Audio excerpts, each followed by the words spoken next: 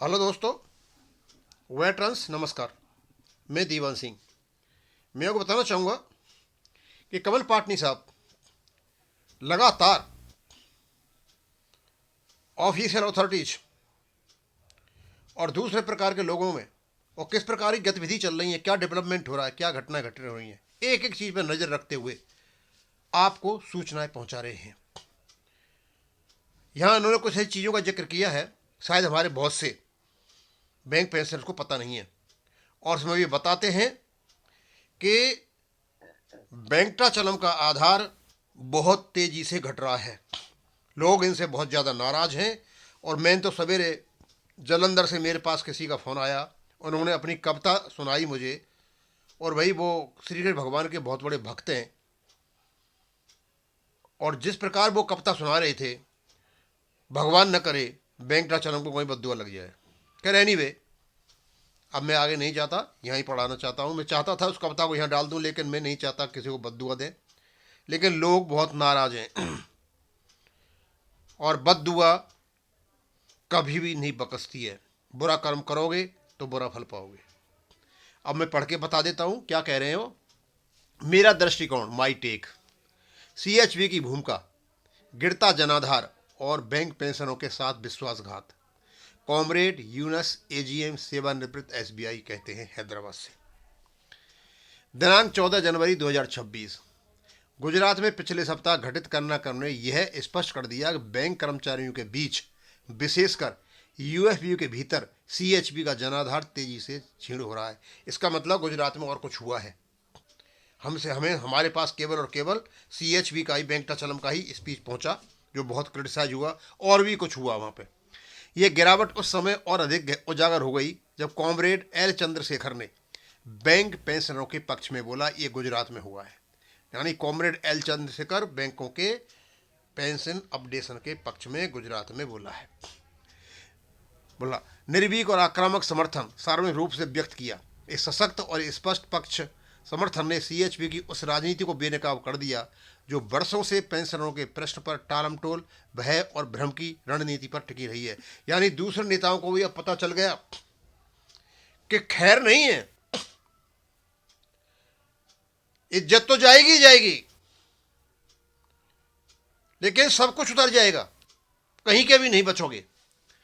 उसके कानूनी धमकी, घबराहट का प्रतीक। सीएचबी के बेचैनी उसी समय सामने आ गई थी जब उसने कॉमरेड देवलपल्ली श्रीनिवास मूर्ति के विरुद्ध एक पूर्णतः अनावश्यक धमकी भरा मानहानि नोटिस भेजा था। मुझे अच्छी तरह पता है इस चीज़ का, और मैंने ही वीडियो बनाए थे। और मैंने ही ये कहा वेंकटाचलम से कि वेंकटाचलम साहब, आपको किस बेवकूफ़ ने सलाह दे दी कि आप पर क्या नाम है, ये मानहानि का केस बनता है।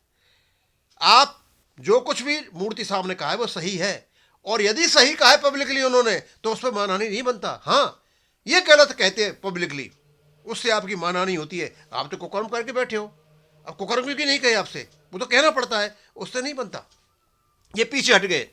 इस कदम को न केवल ट्रेड यूनियन हलकों में बल्कि आम कर्मचारी और पेंशनरों के बीच भी तीव्र आलोचना और प्रतिरोध का सामना करना पड़ा। अकेला यही नहीं किया, एक और किया था। पंजाब में किसी व्यक्ति ने धमकी दी थी कि जगह जगह हम पुलिस से एफआईआर कर देंगे। इन्हीं का आदमी था, जैन साहब का। यह स्पष्ट संकेत था कि तर्क समाप्त हो चुके हैं और अब डराने की राजनीति अंतिम हथियार बन चुकी है। आईबॉक नेतृत्व में समकक्ष निर्णायक क्षण। यदि आईबॉक के नेतृत्व, विशेषकर कॉमरेड रूपम रॉय में आज भी दूरदृष्टि, नैतिक साहस और संगठनात्मक विवेक शेष है, तो उन्हें चाहिए कि सीएचपी के दुष्प्रभावी, प्रतिशोधी और विभाजनकारी प्रभाव से स्वयं को मुक्त करें और एनसीबी के साथ हाथ मिलाएं, जिसका नेतृत्व कॉमरेड एल चंद्रशेखर जैसे सिद्ध, जुझारू और विश्वसनीय नेता कर रहे हैं। ऐसा होने पर बैंकिंग उद्योग के औद्योगिक संबंधों के प्रदर्शन में एक मजबूत और प्रभावी नैतिक मोर्चा उभरेगा। ये जो कुछ भी यहाँ पर पाटनी साहब लिख रहे हैं, ये काफ़ी लोगों से बातचीत करने के बाद उनके पास फ़ोन भी आते हैं, अंदर तक क्या बातें चल रही हैं वो पहुंच रही हैं। अब इनके बारे में यदि ये कुछ अच्छी बातें कर रहे हैं तो सीधी सी बात है कि इन्होंने कुछ अच्छा किया होगा। आईबीए एआईबीए प्रभावित यूएफबीयू को संतुलित करेगा और सीएचबी को सदस्य संख्या के लिहाज से तीसरे पायदान पर ला खड़ा करेगा।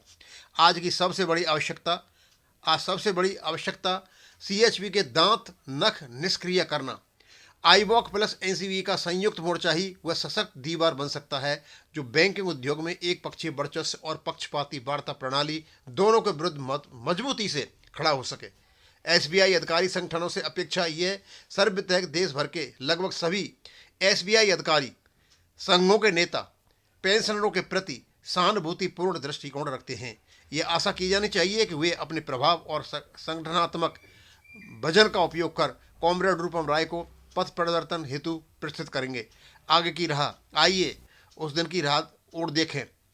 एआई एसबीआई बीएफ एसएफ और एआईएसबीओएफ अपने पूर्व सदस्यों पेंशनरों के हितों की रक्षा हेतु एकजुट हों और एक साथ ही आईबीए के साथ भविष्य की वार्ताओं का एजेंडा स्वयं तैयार करें। एआईएसबीआईएसएफ और एआईएसबीओएफ के सभी नेताओं के प्रति मेरा गहन सम्मान। अत्यंत महत्वपूर्ण न्यायपालिका अस्वीकारी टिप्पणी। CH Venkatachalam general secretary AIBA का यह कथन कि सुप्रीम कोर्ट और हाई कोर्ट कर्मचारी विरोधी हैं और पेंशन अपडेशन में न्याय नहीं मिलना कठिन है, ये एकदम ही न्यायपालिका की खराब की हुई एक खराब टिप्पणी है। न्यायपालिका की गर्मा मर्यादा संवैधानिक प्रतिष्ठा पर सीधा आघात है। ये वक्तव्य ट्रेड यूनियनवाद के 3 मूल स्तंभों आंदोलन, मुकदमेबाजी, वार्ता तीनों के विरुद्ध है। गंभीर आरोप पेंशन फंड का दुरुपयोग। यह एक स्थापित तथ्य है कई बैंकों में प्रबंधन का पेंशन अनुदान समय पर जमा नहीं किया गया। विलंब अवधि का ब्याज पेंशन फंड को नहीं मिला। बैंकों के घाटे छुपाने हेतु पेंशन फंड का उपयोग किया गया और पेंशन कॉर्पस को निजी निवेशों में लगाया गया। उदाहरण ओबीसी द्वारा 200 करोड़ का निवेश जो कंपनी के लिक्विडेशन के साथ पूर्णतः डूब गया। ये ट्रस्ट डीड और आयकर अधिनियम का खुला उल्लंघन है। यदि यह कृत्य किसी सामान्य कर्मचारी ने किया होता तो वह तत्काल बर्खास्त हो गया होता और आईपीसी के तहत अभियोजित किया जाता, किंतु बैंक के सीईओ को निर्दोष छोड़ दिया गया। यह घोर अन्याय है। निष्कर्ष इस पूरे संदर्भ में सीएच वेंकटचलम का उपरोक्त वक्तव्य अनुचित, अस्वीकार्य और शर्मनाक है। अब समय आ गया है कि पेंशन अपडेशन का समान रूप से सभी पेंशनों को लागू किया जाए और एसओपी के तहत समयबद्ध अनिवार्य अनुपालन सुनिश्चित किया जाए, विशेषकर तब जब मामला न्यायालय में अंतिम सुनवाई हेतु सूचीबद्ध हो। कॉमरेड यूनिस हैदराबाद, उनका लिखा हुआ है ये, और ये डाला है किसने? अपने कमल पाटनी साहब ने। अब मुझे तो इसको आप तक पहुंचाना था, मैंने आप तक पहुंचा दिया है। और ये घटनाक्रम हो रहे हैं, ये घटनाक्रम भविष्य में बैंक पेंशनरों की दशा सुधारेंगे। थैंक यू, धन्यवाद।